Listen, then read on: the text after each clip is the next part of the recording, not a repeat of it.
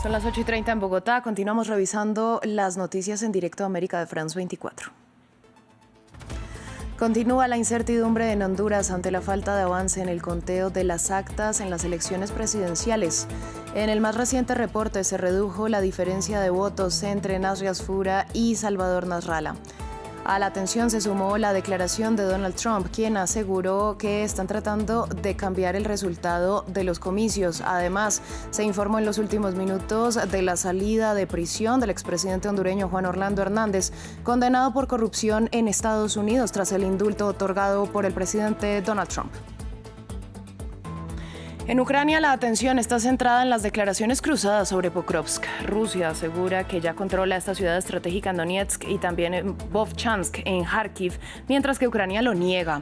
Esto mientras que en terreno diplomático Steve Witkoff y Jared Kushner están en Moscú para su reunión con Vladimir Putin.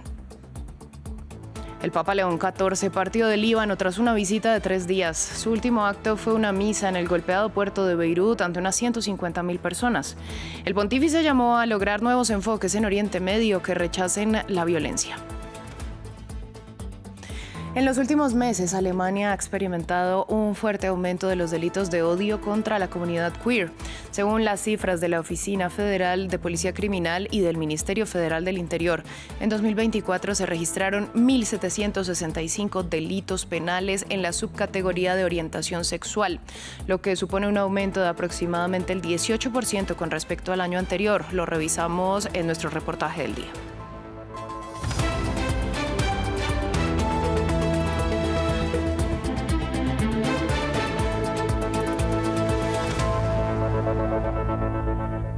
Comenzamos en Honduras, donde continúa la tensión por el paso de las horas y la falta de avance en el conteo de las actas tras las elecciones del domingo.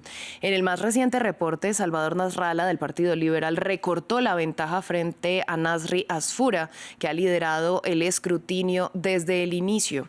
Solo 515 votos los separaban cuando se congeló la información oficial. A esto se suma la tensión luego de que el presidente de Estados Unidos, Donald Trump, que respaldó a Asfura, asegurara que las autoridades tratan de cambiar los resultados y habrá graves consecuencias si lo hacen. Previamente conversamos con Kenia Torres, corresponsal de France 24 en Tegucigalpa, que nos amplió sobre los últimos detalles.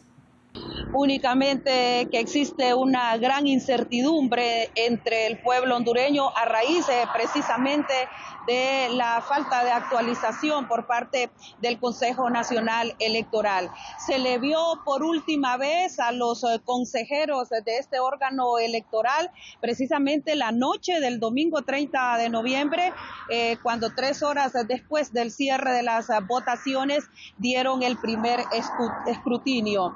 La última actualización, de hecho, vino por parte de la consejera presidenta Ana Paola Hall, quien a través de su red social X fue la que precisamente dio esos resultados que son los últimos que se mantienen de manera oficial, con un 57.013% de 10.923 actas escrutadas. Se mantiene Nasri Asfura a la cabeza de las elecciones generales, pero con una mínima diferencia de 515 votos sobre el representante del Partido Liberal, Salvador Nasralla. También se dio a conocer un sitio oficial donde la población puede consultar los resultados. Sin embargo, esta página pasa permanentemente caída y no hay ninguna explicación por parte de los personeros del Consejo Nacional Electoral. Así que lo que hay acá es una verdadera incertidumbre. De hecho, ayer mismo se dio este mensaje amenazador por parte del presidente Donald Trump. Veamos la situación en el Caribe. El presidente venezolano Nicolás Maduro mantiene declaraciones firmes en cuanto a la defensa de la República Bolivariana, mientras que las noticias alrededor de la llamada que sostuvo con Donald Trump indican que sus solicitudes habrían sido rechazadas por el líder republicano. Mientras tanto, en Washington, la Casa Blanca busca respaldar a su secretario de guerra, Pete Hegseth, en medio del escándalo por el doble ataque contra una supuesta narcolancha con el fin de acabar con la vida de los sobrevivientes. Los detalles en el siguiente informe de Maxime Pluviné. Una llamada y dos presidentes. El pasado domingo, el presidente estadounidense Donald Trump confirmó, sin dar más detalles, que tuvo una llamada con su homólogo venezolano Nicolás Maduro. Según fuentes mencionadas por Reuters, el líder republicano habría rechazado una serie de solicitudes del líder bolivariano que incluían dejar el poder a cambio de amnistía, dejándolo sin opciones para dimitir. The New York Times informó que tuvo una llamada telefónica con Maduro. ¿La tuvo? No lean nada al respecto. No quiero comentarlo. La respuesta es sí. La llamada se produjo tras meses de creciente presión estadounidense sobre Venezuela.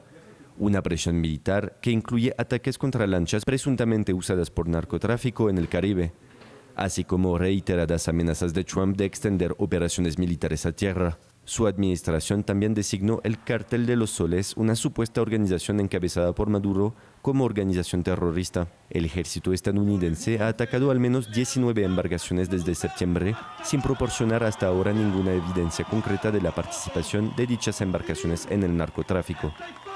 Pero por su lado, Nicolás Maduro se mantiene desafiante. Tengan la seguridad que jamás les fallaré, jamás, nunca jamás. Mientras tanto, en Washington, la administración Trump quiere tomar control de la narrativa respecto a las tensiones con Venezuela. Esto tras informes publicados por medios estadounidenses que aseguran que el ejército llevó a cabo un segundo ataque letal contra 2 sobrevivientes de una de las lanchas bombardeadas el pasado 2 de septiembre. La Casa Blanca respondió el lunes respaldando las acciones del secretario de Guerra, Pete Hegseth, y dijo que un almirante dio las órdenes. Cambiamos de tema, vamos a Ucrania porque continúan las declaraciones cruzadas sobre Pokrovsk. El Kremlin asegura que ya controla ese importante cruce vial y ferroviario en la región de Donetsk, así como Vovchansk en la región de Kharkiv.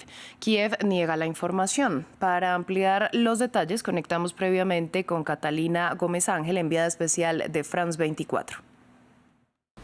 Bueno, el presidente Volodymyr Zelensky ha dicho que esto era una nueva campaña de desinformación de los rusos de cara a estas negociaciones que van a haber esta tarde, las que vamos a hablar más adelante. Y es que Rusia ha asegurado que tiene el total control de la población de Pokrovsk, por la que lleva luchando al menos dentro de la ciudad desde agosto, pero por toda esta región desde septiembre del año pasado, y realmente las informaciones son muy confusas. En los últimos 120 días los rusos han podido entrar a la ciudad, especialmente en este mes de noviembre, que fue en el mes que las tropas de Moscú lograron avanzar con mayor velocidad y también en mayor intensidad, desde hace exactamente hace un año, y es que coincide con la llegada del mal tiempo y con la neblina. Así que las tropas de Moscú han logrado buscar asentamientos y se han posicionado especialmente al sur de esa vía ferroviaria que usted habla y que es extremadamente esencial para comunicar el este y el oeste del país y hace que esta ciudad sea tan estratégica. Allí pusieron en las últimas horas una bandera rusa que los ucranianos dicen que lograron eliminar, y es que esto es realmente lo que se llama una zona gris, que realmente no controla ninguno de los dos. El que básicamente asoma la cabeza realmente es atacado por esos drones que dominan hoy en el frente de batalla. Lo que se sabe es que Rusia tiene mayor control en el sur de la ciudad y los ucranianos todavía tienen el control al norte de esa vía ferroviaria y también tienen gran presencia en la población de Miknorad, que está realmente al frente de Pokrovsk, y que son esas dos poblaciones que buscan encerrar las tropas de Moscú para tomar el control y de ahí ya coger una posición estratégica en esos ataques, no solamente al Donbass, hacia las ciudades de Kramatorsk y Sloviansk, sino también hacia las zonas de Zaporilla y de Dnipro. Sin embargo, ahí la lucha, según los ucranianos o el comando este, que es el que tiene el control, dice que siguen con la presencia, que están haciendo búsqueda y que están haciendo asaltos para tomar el control de partes de esa región. Sin embargo, para nadie en Ucrania es mentira de que la situación ahí es extremadamente delicada. Continuamos con la guerra en Ucrania, pero hablamos del terreno diplomático. Mientras el enviado estadounidense de Donald Trump, Steve Witkoff, llega a Moscú para reunirse con Vladimir Putin y negociar un plan de paz en el conflicto entre rusos y ucranianos, Rusia busca imponer sus demandas con estas conversaciones. En particular, la anexión de territorios, el estatus neutral de su enemigo y su permanencia fuera de la OTAN, así como límites al tamaño de las fuerzas militares de Kiev. Tenemos el informe. ¿Qué exigencias pondrá Vladimir Putin sobre la mesa en su reunión con Steve Witkoff? En el frente de Rusia se enfrenta a una posición de fuerza, con un avance significativo. Ayer reivindicó la toma de Pokrovsk, una ciudad clave para el ejército ucraniano. Kiev afirma que los combates continúan en la ciudad. En un mes, los rusos han conquistado 701 kilómetros cuadrados de territorio ucraniano. Se trata de una de las conquistas más importantes en más de 3 años de guerra. La semana pasada, Vladimir Putin afirmó una de sus condiciones para alcanzar la paz. Si las tropas ucranianas abandonan los territorios ocupados, cesaremos las hostilidades. Si no se van, las expulsaremos por la fuerza militar. El presidente ruso no precisó si se refería únicamente a los territorios de Donetsk y Lugansk o si incluía también a Jersón y Zaporilla en este ultimátum, 2 regiones en las que las fuerzas ucranianas aún resisten. Vladimir Putin también querría que Crimea, anexionada en 2014, fuese reconocida como rusa, incluso por Estados Unidos. En cualquier caso, eso es lo que figuraba en la primera versión del acuerdo de 28 puntos presentada hace más de una semana, un primer proyecto de acuerdo considerado muy favorable a Rusia, que desde entonces ha sido modificado, en particular durante las negociaciones en Ginebra. En el plano militar, Moscú se niega desde hace varios meses a un alto al fuego y desea una reducción de los efectivos del ejército ucraniano y que su enemigo no se integre a la OTAN. Aunque las conversaciones entre Estados Unidos y Ucrania han sido consideradas productivas por ambas partes en los últimos días, queda por ver si la reunión entre Steve Witkoff y Vladimir Putin provocará un nuevo giro en la diplomacia estadounidense con respecto a la cuestión ucraniana. Vamos al Líbano, donde el Papa León XIV partió del país tras su visita de 3 días. Su último acto fue una multitudinaria misa en el puerto de Beirut. Se estima que unas 150.000 personas asistieron a la Eucaristía con la que el pontífice cierra su escala en territorio libanés. Más temprano, el jerarca católico pidió nuevos enfoques para Oriente Medio que rechacen la violencia y llamó a los cristianos del mundo a tener coraje. Todos debemos hacer nuestra parte y unir nuestros esfuerzos para que esta tierra recupere su gloria. Solo tenemos una manera de hacerlo, desarmando nuestros corazones. Despojémonos de la armadura de nuestras divisiones étnicas y políticas.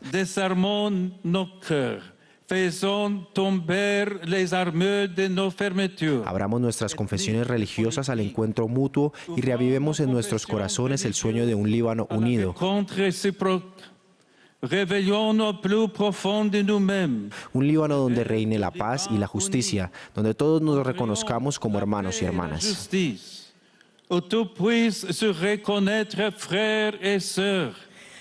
En Hong Kong, el gobierno anunció que un comité liderado por un juez investigará la causa del incendio más letal en la ciudad en 80 años que dejó al menos 156 víctimas mortales.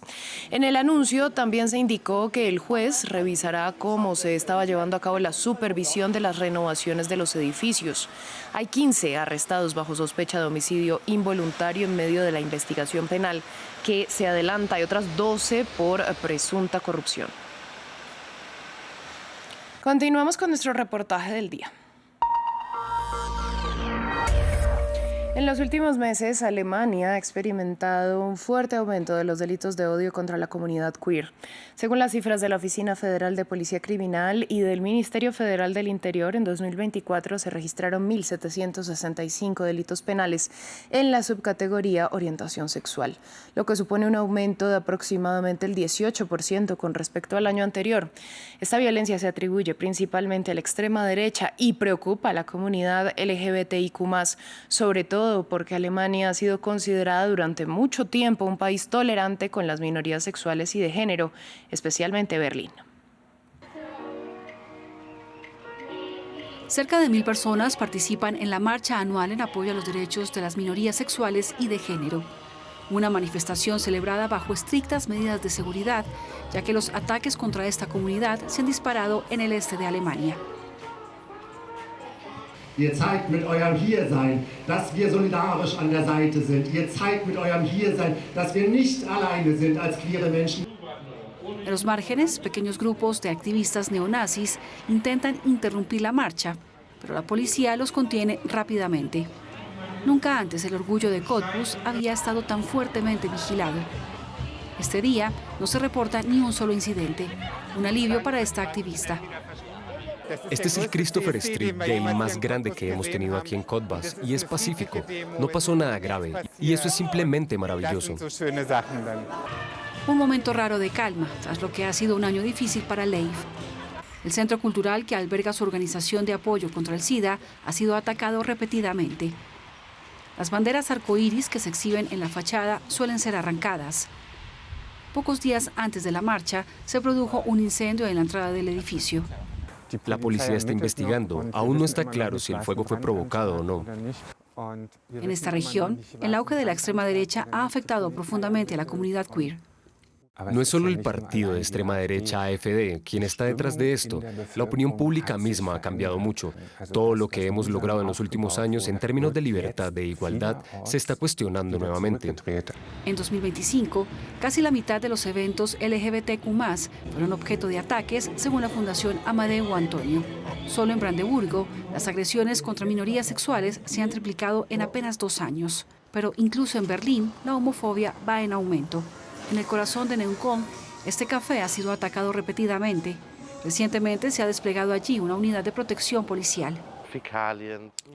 Esvásticas, escupitajos, manchas de pintura. Y el invierno pasado, entre otras cosas, alguien lanzó un extintor por la ventana. D'Angel se mudó a Berlín hace más de 10 años, atraído por su espíritu de tolerancia. Pero la inseguridad se ha convertido ahora en parte de la vida diaria, para él y para Kay, una clienta habitual del café. Según los servicios de inteligencia, la comunidad está siendo atacada no solo por la extrema derecha, sino también por grupos religiosos. Lo realmente difícil ahora es que antes sabíamos qué esperar en ciertos barrios conflictivos. Pero ahora enfrentamos violencia y discriminación de la extrema derecha, incluso en zonas donde solíamos sentirnos seguros.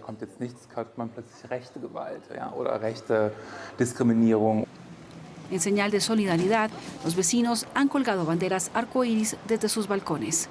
Las banderas solían exhibirse cada año en el Parlamento alemán durante el mes del orgullo, pero el Bundestag, ahora dominado por conservadores, suspendió la tradición este año, un golpe para la comunidad, especialmente para personas como Bash, que huyó de una dictadura para vivir abiertamente como hombre gay. Desde que llegó a Berlín, este cantante kurdo sirio finalmente se sintió libre para perseguir sus sueños y su carrera musical. En Irak, tocar música me causó enormes problemas, pero en Berlín fue todo lo contrario. Todos festejaban conmigo. Por ahora, Bash se siente seguro en su barrio, pero le preocupa el futuro ante la creciente tensión política sobre los temas LGBTQ+. Es incómodo, sinceramente.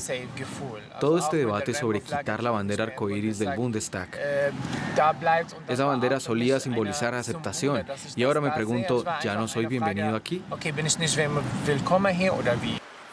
Un amargo aumento de la homofobia que se siente con más fuerza en la capital alemana. Tras la persecución de homosexuales bajo el régimen nazi, la comunidad gay de Berlín floreció durante décadas, convirtiendo la ciudad en una de las más liberales del mundo.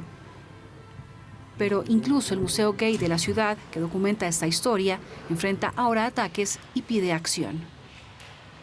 En los últimos 20 o 30 años hemos logrado tanto en esta ciudad. Construido proyectos, sentido de seguridad en las calles. Es difícil aceptar que esto pueda terminar, pero también significa que debemos unirnos más que nunca. Necesitamos alzar la voz y las autoridades deben comprometerse claramente a protegernos.